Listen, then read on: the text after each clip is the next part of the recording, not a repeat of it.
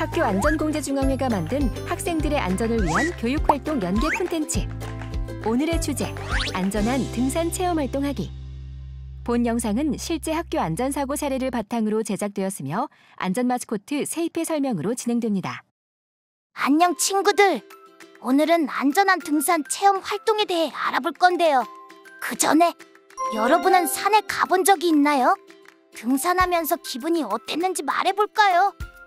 손을 들고 나의 경험을 친구들과 이야기해보아요. 30초 동안 자유롭게 이야기하는 시간. 화면 중앙에 시간이 카운트다운 된다. 20초 후 종료.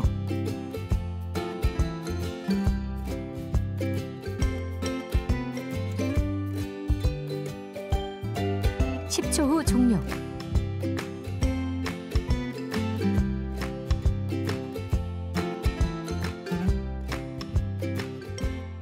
다들 재미있는 경험을 했군요. 하지만 산에는 위험한 것들이 많아요. 그래서 산에서 선생님이나 부모님의 말을 듣지 않는다면 무슨 일이 일어난지 모른답니다. 산에서 안전수칙을 지키지 않으면 어떤 일이 생길까요? 세이피가 알려줄게요. 이건 실제 있었던 일인데요. 학교에서 실시하는 봉사활동 중 오전 일찍 산에 올라 쓰레기를 치우는 활동이 있었어요. 아침잠이 많은 한 친구는 졸린 눈을 비비며 산에 오르기 시작했죠. 등산을 하면서도 졸려서 계속 눈이 감기는 거예요. 그런데 그때 잘 올라가던 그 친구가 갑자기 대굴대굴 굴러 떨어지더니 나무에 쿵 하고 박았어요. 어떻게 된 일인지 이제부터 알려줄게요. 등산 중 눈은 계속 감기고 이른 아침이라 춥기까지 했던 상황. 친구는 추운 몸이라도 녹여보려 팔짱을 꼈어요. 그렇게 실눈을 뜨고 팔짱을 낀 채 올라가고 있는데 아침 이슬이 촉촉하게 내려 등산로가 살짝 미끄러웠어요. 친구는 올라가다 젖은 낙엽 더미를 밟았고 팔짱을 끼고 있던 터락 근처의 밧줄을 잡을 틈도 없이 미끄러져 굴러 떨어져 버렸어요. 친구는 사고로 팔에 깁스를 하게 됐고 오른손이라 많이 불편했다고 해요. 등산을 할 때는 앞을 잘 보고 만약의 사태를 대비해 두 손도 자유로워야 합니다. 크게 다칠 수 있거든요. 하지만 자유로워진 두 손으로 산에 있는 것을 함부로 만지면 위험해질 수 있다는 점도 알아야 해요. 이건 실제 있었던 일인데요. 한 친구가 광주광역시 금당산으로 야외 체험 활동을 갔어요. 아주 화창하고 산에 올라가기 딱 좋은 날씨였죠. 지난번에 왔을 때 산의 정상까지 못 올라가고 중간에 내려왔기에 이번에는 꼭 정상까지 가겠다는 의지와 함께 출발했어요.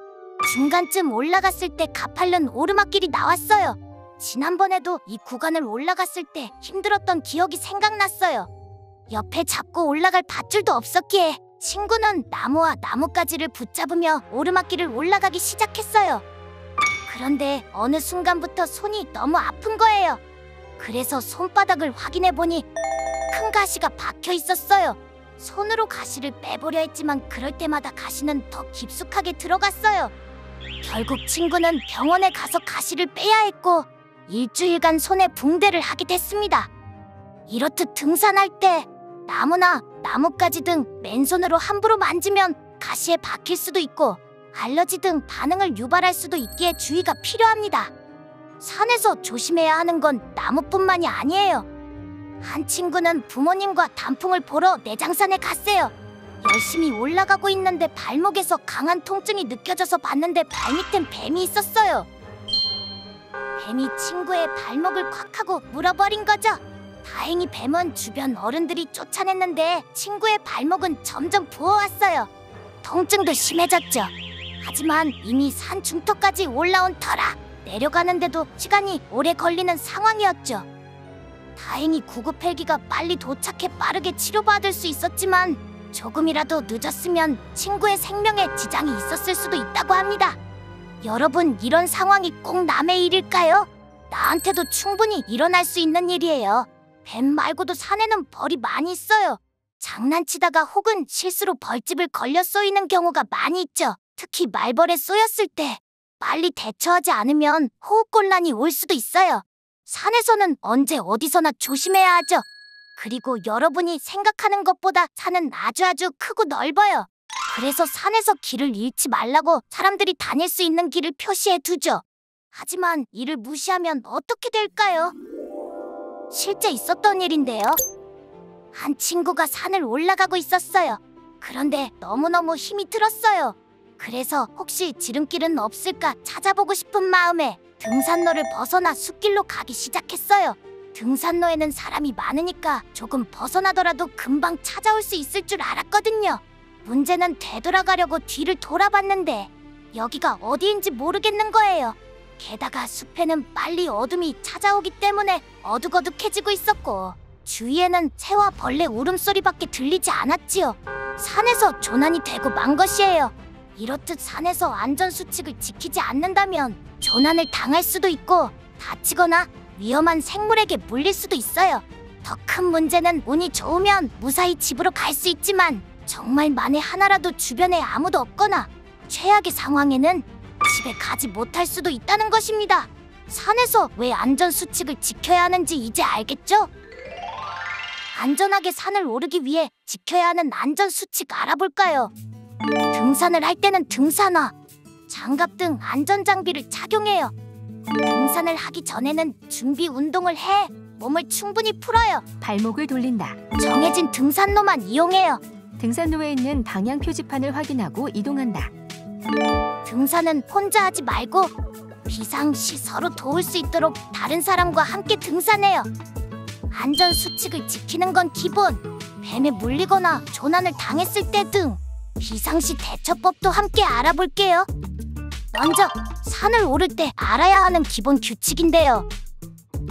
첫 번째, 산은 아침 저녁으로 굉장히 쌀쌀하고 곤충과 같은 동물의 상처를 입을 수도 있어서 되도록 긴팔 긴 바지를 입는 게 좋고 계절에 맞는 등산복을 착용해야 합니다. 장갑도 챙긴다. 두 번째, 비상식량과 간단한 구급약을 준비하고 햇볕이 뜨거운 날에는 모자와 자외선 차단제를 준비합니다. 피부 보호. 세 번째, 앞을 잘 보고 발 디딜 곳을 잘 살피면서 안전하게 천천히 걷고 미끄러지기 쉬운 굵은 모래나 돌, 낙엽 등을 밟지 않고 정해진 길로만 다니는 게 좋습니다.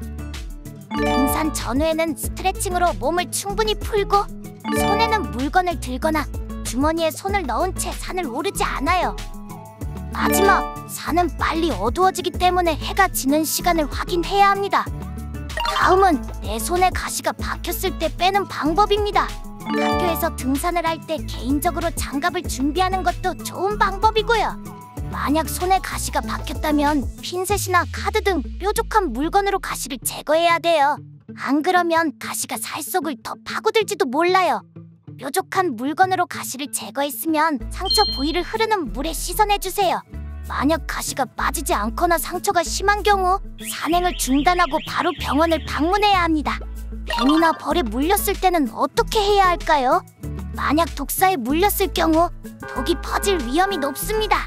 그렇기 때문에 가장 먼저 해야 할 일은 물린 자리를 비누와 미지근한 물로 부드럽게 씻어주세요. 이때 얼음이나 찬물, 알코올은 독을 쉽게 퍼질 수 있게 하니 안 돼요. 안 돼! 두 번째, 독이 퍼지는 걸 막기 위해 물린 부위가 심장보다 낮은 곳을 향하도록 내려놓아야 해요. 세 번째는 물린 부위에서 5에서 10cm 위를 손수건 등으로 묶어 독이 퍼지지 않게 해줍니다. 이때 너무 꽉 묶으면 안 되고 손가락 하나 들어갈 수 있게 느슨하게 묶어줍니다. 만약 팔을 물렸다면 팔이 부어오르기 때문에 팔이나 손가락을 조일 수 있는 장신구를 모두 빼줍니다. 가장 중요한 건 예방이겠죠. 등산 중 뱀에 물리지 않기 위해서는 발목까지 오는 신발이나 양말, 긴 바지를 입고 되도록 수풀이 우거진 쪽으로는 가지 않는 것이 좋습니다. 만약 길이 없는 곳으로 가야 한다면 긴 막대로 휘휘 저으면서 천천히 가는 것이 안전합니다. 다음은 벌에 쏘였을 때 처치 방법입니다. 첫 번째, 벌에 쏘였다면 벌침을 제거하는 것이 중요해요. 카드와 같이 얇고 단단한 것을 이용해 벌침을 빼주세요. 카드 모서리 만약 이용. 벌침을 제거하지 못하거나 속으로 들어갔다면 빠르게 병원에 가야 합니다. 두 번째, 독침을 뺀 후에는 차가운 물수건이나 얼음으로 찜질을 해주면 좋고 우유를 부어주면 가려움증이 줄어듭니다. 벌에 쏘이더라도 응급처치만으로도 증상이 금방 가라앉는 경우가 있지만 상황이 심각하다면 119에 바로 도움을 요청해야 해요. 하지만 벌에 쏘이기 전 예방이 가장 중요한데요. 장난으로라도 벌집은 절대 건들지 말 것. 벌은 단 냄새를 좋아하기 때문에 밖에서 탄산음료나 단 음식을 되도록 먹지 말고, 검은 옷을 천적으로 생각하기 때문에 밝은 옷을 입어주는 게 좋습니다. 자, 마지막으로 내가 조난을 당했을 때 어떻게 하면서 구조를 기다려야 하는지 알아볼게요. 첫 번째, 되도록 등산로를 벗어나지 말기. 만약 등산로에서 길을 잃었다면 왔던 길로 되돌아가기. 두 번째, 등산로를 벗어났다면 위치를 먼저 파악한 후 119에 신고하여 구조 기다리기. 어느 산에 왔는지, 어디쯤에서 길을 잃었는지 기억나는 정보가 있다면 구조대원에게 모두 말해야 해요. 이때 가장 중요한 건 당황하지 말고 침착할 것. 세 번째, 신고를 했다면 구조가 될 때까지 체온을 유지하는 게 중요해요. 바위나 큰 나무 아래에서 바람을 피하거나 움푹 파인 지형에서 머무를 공간을 만들고 마른 낙엽을 덮어 체온을 유지하세요. 밤이 되면 산은 급격하게 추워지기 때문에 몸의 온도가 내려가면 저체온증으로 사망에 이를 수도 있습니다. 머무를 공간을 찾아 멀리 이동해야 할 경우 혹시 또 길을 잃을 수 있으니 나뭇가지나 돌을 이용해 가는 길을 표시해주세요. 나무를 여기서 긁어 표시. 잠깐, 만약 상처를 입었다면 깨끗한 천으로 상처를 지혈하고, 뼈가 부러졌다면 두꺼운 나뭇가지와 옥과 같은 천을 이용해 부목을 만들어 부러진 부위를 더 떼어주세요. 자, 오늘은 여기까지. 안전한 등산 체험 활동하는 방법에 대해 알아봤어요. 오늘 배운 내용 잘 기억하기 약속. 그럼 다음 시간에 만나요. 학교 안전공대 중앙회 제작지원 교육부 시도교육청